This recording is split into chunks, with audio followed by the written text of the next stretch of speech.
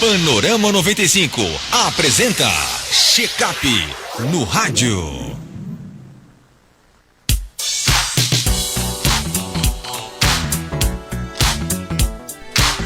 Quadro Check-up no rádio, nesta manhã de quinta-feira, o avanço da tecnologia trouxe inúmeros benefícios, mas também desafios. Cada vez mais pessoas relatam dificuldades em se desligar do telefone celular, redes sociais, jogos online e outras ferramentas digitais. Essa dependência pode afetar diretamente a saúde mental, gerando ansiedade, estresse, insônia e até isolamento social. Para entender melhor esse tema, o Check-up no rádio recebe hoje o médico psiquiatra Dr. Everson Damasceno, que vai nos ajudar a refletir sobre os impactos da dependência digital e como buscar o equilíbrio no uso das tecnologias. Dr. Everson, seja bem-vindo aqui ao nosso Panorama 95, bom dia. Obrigado, Marcos. Bom dia a todos. É sempre um prazer a gente estar conversando e desmistificando sobre esses assuntos envolvendo a questão da saúde mental para as pessoas irem tomando consciência dos impactos que o modo de vida que a gente tem acaba influenciando. E hoje nós vivemos conectados o tempo todo. E aí é que está o problema, porque muitas vezes o excesso é o que nos adoece. É como o pessoal diz, tudo demais faz veneno. Agora, o que é que caracteriza a chamada dependência digital? Então, a dependência digital é quando a tecnologia ela deixa de ser uma ferramenta e você passa a depender dela, né? Ela passa a controlar a sua vida e, de certa forma, o indivíduo ele vai sofrer com essa dificuldade em se desligar, né? Então, vai ter uma perda de interesse pela vida offline. É uma pessoa que vai ter o detrimento a interações, o dia a dia dela vai ser basicamente no mundo virtual, né? Nas redes sociais. Então é uma pessoa que deixa de priorizar as relações reais, as relações presenciais e passa a priorizar essas relações virtuais. Também vem acompanhado de uma ansiedade pela falta de conexão, né? Isso é muito comum, o pessoal ficar naquele estado de vigilância, sempre checando várias vezes o celular para ver se realmente teve uma nova notificação, teve uma resposta que estava esperando. Então, vem acompanhado dessa ansiedade, vem acompanhado dessa dificuldade de se desligar do celular. Dr. Everson, quais sinais de alerta indicam que o uso das tecnologias está ultrapassando os limites saudáveis? Pronto, a gente nota que, assim, dentre os sinais de alarme, assim, que eu acredito que influencia bastante, são os próprios impactos que a gente observa na saúde mental.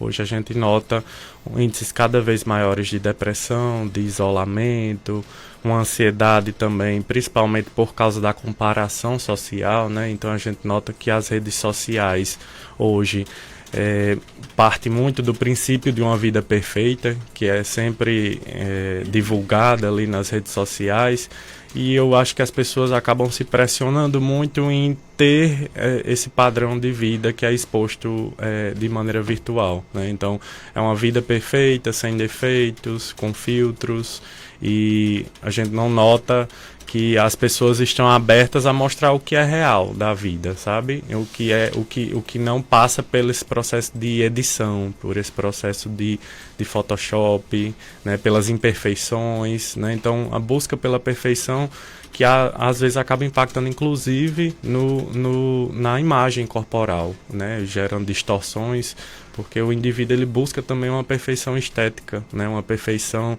de estilo de vida. Hoje é muito comum os digital influencers sempre estarem esbanjando algum tipo de estilo de vida, algum trabalho que acontece de forma social, assim, a nível de entretenimento, né? E esses sujeitos acabam vendo e se comparando, e acaba vindo um fenômeno que a gente hoje percebe muito, que é o fear of missing out, que é o medo de estar perdendo alguma coisa. Então as pessoas, quando estão ocupadas no trabalho, que vão olhar a rede social, elas se deparam com um estilo de vida, uma pessoa de férias viajando para fora do país, né, com um carro de luxo. Então essa comparação faz com que você fique nesse medo de estar perdendo alguma coisa, sendo que você deveria estar se concentrando no presente. A dependência digital, ela pode ser considerada um transtorno mental ou está mais ligada ao comportamento? Sem dúvidas, assim, a gente percebe hoje que é um dos tipos de dependência, né, vem sendo categorizado por ser uma questão muito atual, e eu acho que depois da pandemia da Covid se tornou ainda mais frequente o uso de telas, de aparelhos eletrônicos, porque na pandemia a gente notou que tinha aquela restrição social, né, o isolamento em si, que a única maneira de nos aproximarmos ainda da interação era através das telas, do celular, né, das redes sociais. Então acho que acabou intensificando esse modo de vida, de viver conectado o tempo todo. Então se percebe muito hoje essa necessidade de estar se mantendo conectado. E quando a gente vai avaliar do ponto de vista neurobiológico, o nosso cérebro ele é extremamente plástico. Plástico no sentido que eu falo dele ser maleável, dele se adaptar constantemente. Então não é uma coisa fixa. Ele está em constante adaptação com base nos estímulos que ele recebe. E por ele ser muito sensível a esses estímulos, então acaba que quando esses estímulos são extremamente recompensadores, como, por exemplo, a questão das redes sociais, de jogos online, né? Então é uma dopamina muito barata, que eu comento com meus pacientes, no sentido de que hoje tem se expandido muito esse leque de opções para uma dopamina barata, e a rede social, as redes sociais, o uso de telas, entra nesse contexto, principalmente porque a gente observa que o sistema de recompensa ele é ativado a partir do momento em que você está rolando ali o feed.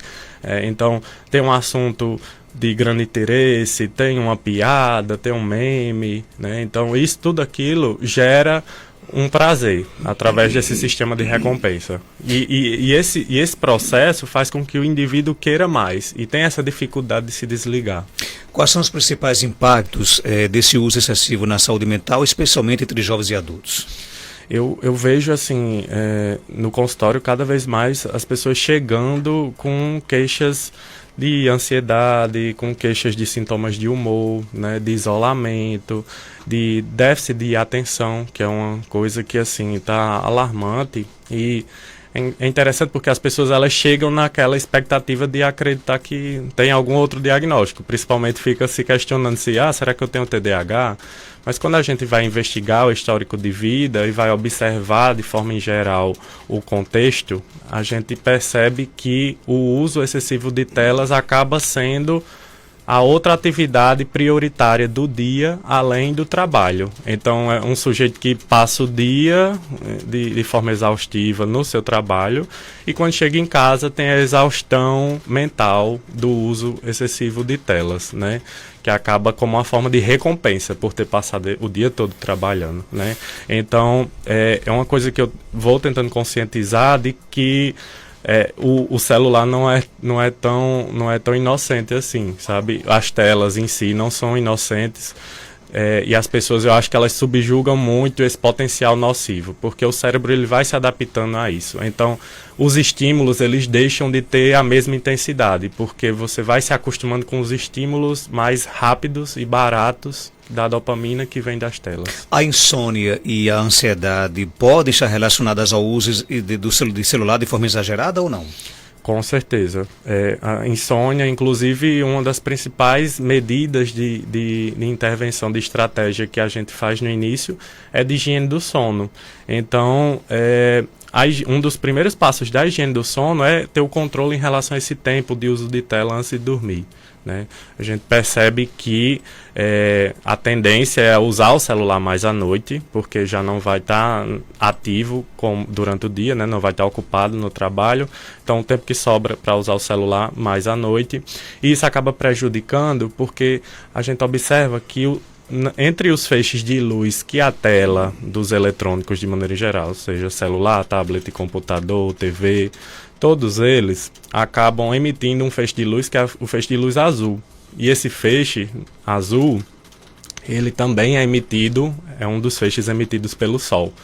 Então, o nosso cérebro, ele acaba entendendo que esse feixe de luz azul que vem dos aparelhos eletrônicos, ele interpreta como se fosse a luz uma parte da luz do sol, né? Quando é absorvido pela nossa retina no olho. Então, tem essa interpretação, né? O cérebro acaba tendo essa interpretação e por isso que tem essa dificuldade e acaba reforçando a insônia, porque esse feixe de luz azul, ele inibe a produção de um hormônio que é muito importante para a gente, para a questão do sono, que é a melatonina. A gente tem uma produção natural de melatonina. E esses níveis de melatonina, eles decaem com o uso de telas. Acaba sendo inibido, exatamente por acabar mimetizando, por parecer ser a luz do sol. Agora, como é que a família pode ajudar quando percebe que alguém está apresentando sinais de dependência digital?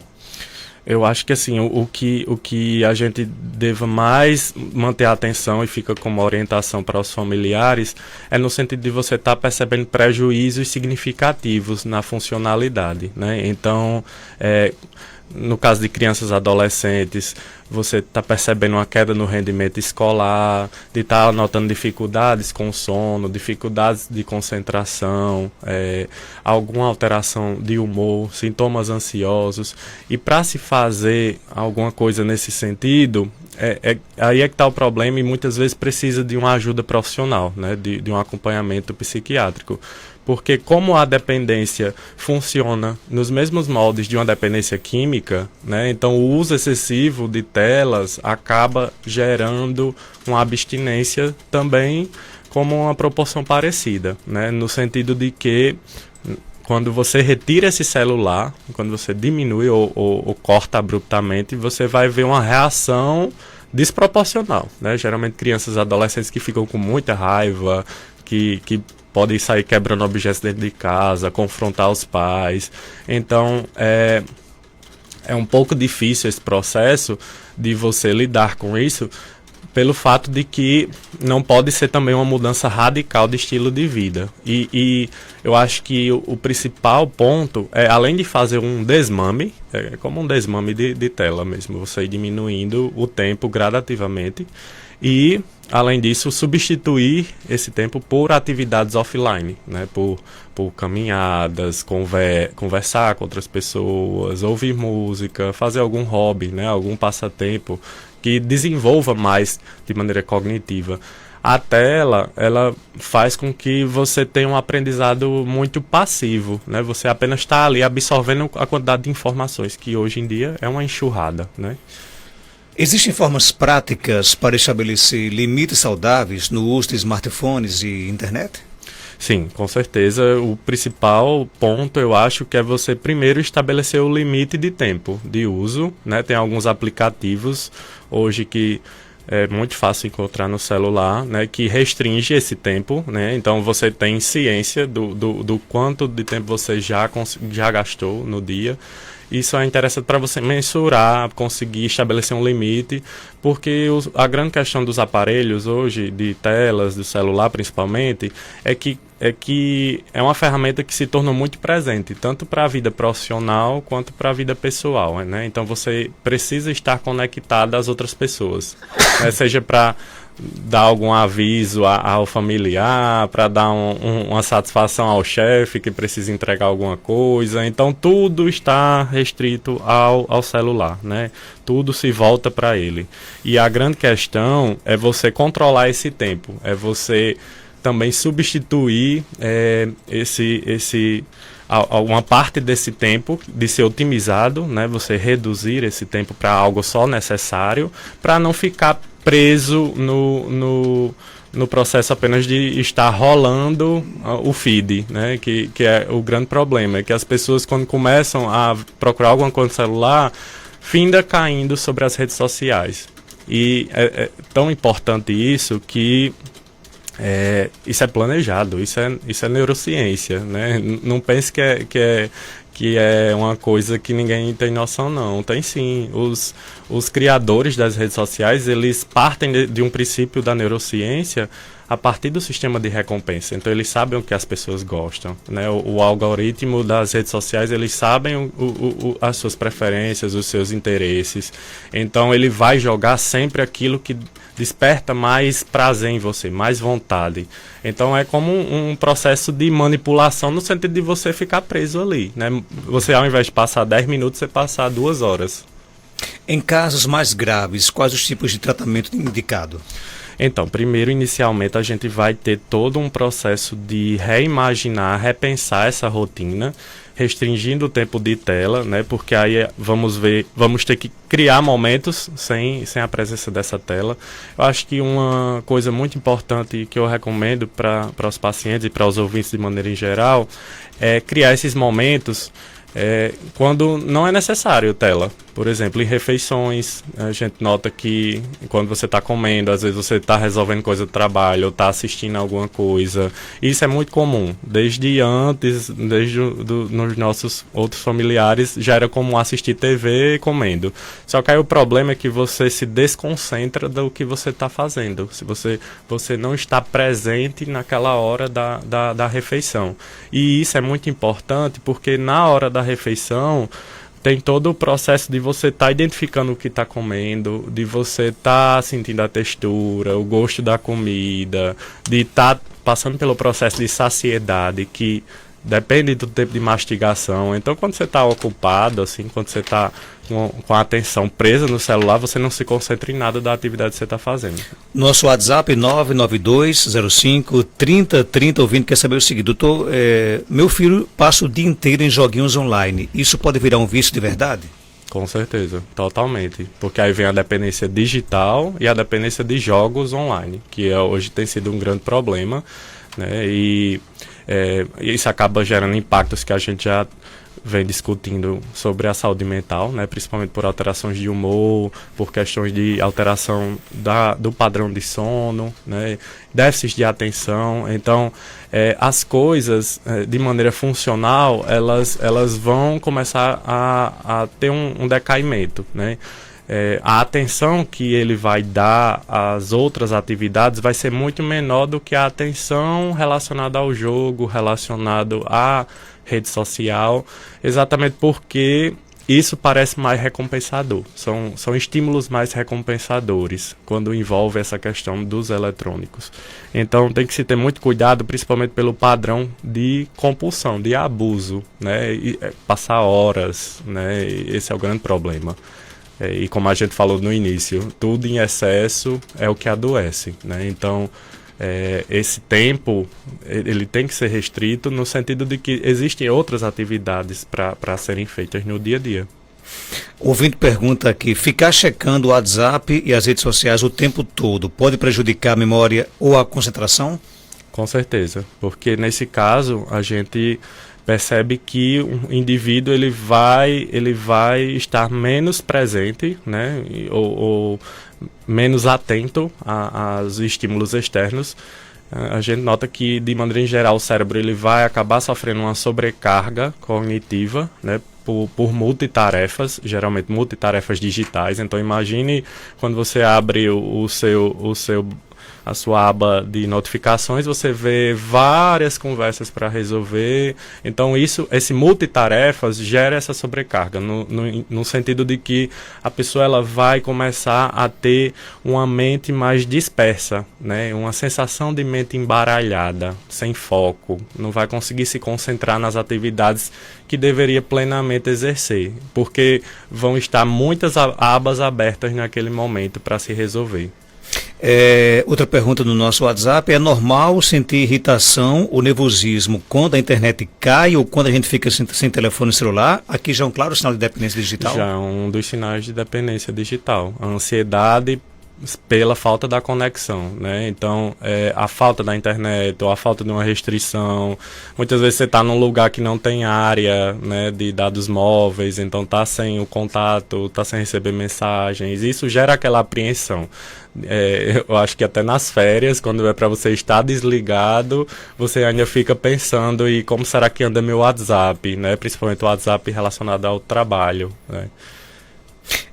Tem mais perguntas no nosso WhatsApp. Bom dia.